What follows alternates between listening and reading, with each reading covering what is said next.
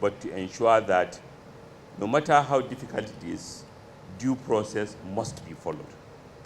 And it was due process that led us to the very, very successful convention that has shamed our critics.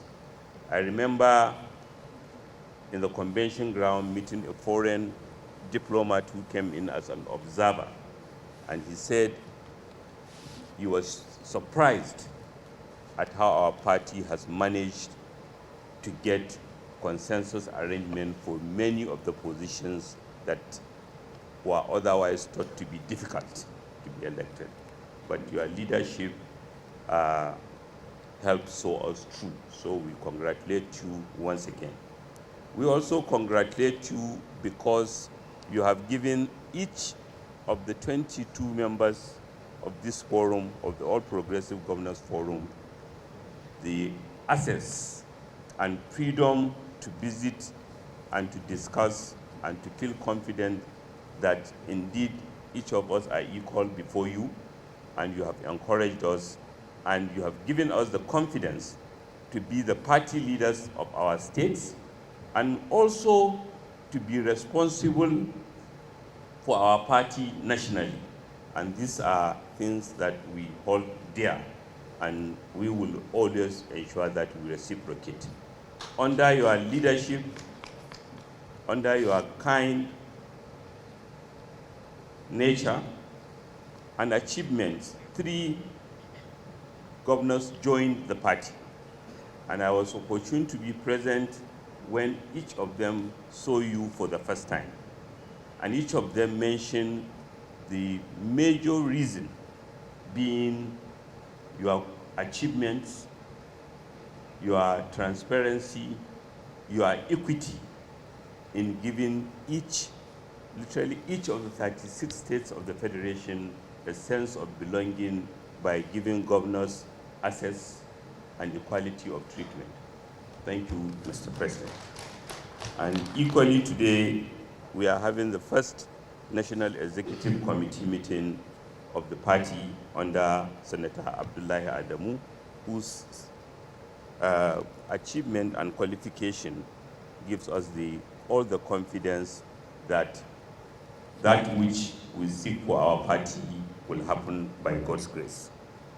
Your Excellency, I must mention, I know that I've been warned that we have 2 minutes, but there are 2 things that we think are necessary, because we are having this National Executive Committee meeting almost on the fog of the season's beginning for the primaries of our party.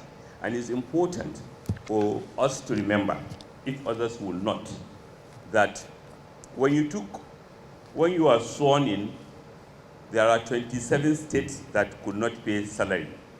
Maybe now it's not convenient to talk about it, but maybe you think it's insignificant, but it was quite significant. Because not only was 27 states unable to pay salary, but commodity prices collapsed and the revenue. But yet, because of your frugality, your value of money, somehow we are able to mobilize and make do with little, to the extent that by the end of 2015, states are all able to pay salaries, pension, and in fact, some of them gratuities. Equally, states, there was no state that federal government was not owing either for roads or for one project or the other. But irrespective of party, you ensure that all those states were refunded, and that went a long way to provide liquidity for states to begin capital projects. Equally, the social intervention programs, which have never been undertaken, the quantum and scale, and infrastructure and agricultural intervention were beneficial to all the states and all of us, including of course, the 22 APC states. But more than just being beneficial to all the states, maybe Your Excellency, is one of the ways in which God has rewarded you, because those social interventions have mobilized always spoken to each other. And we are not happy that in few states, maybe 5, there have been challenge between members of National Assembly and the state.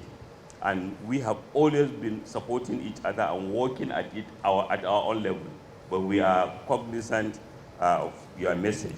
But it goes beyond APCs. We do have 12 states that do not have APC governance. And yet there are controversies between stakeholders, which we also have been playing and shall continue to support the party in playing any role that the party thinks we can do to see to their resolution.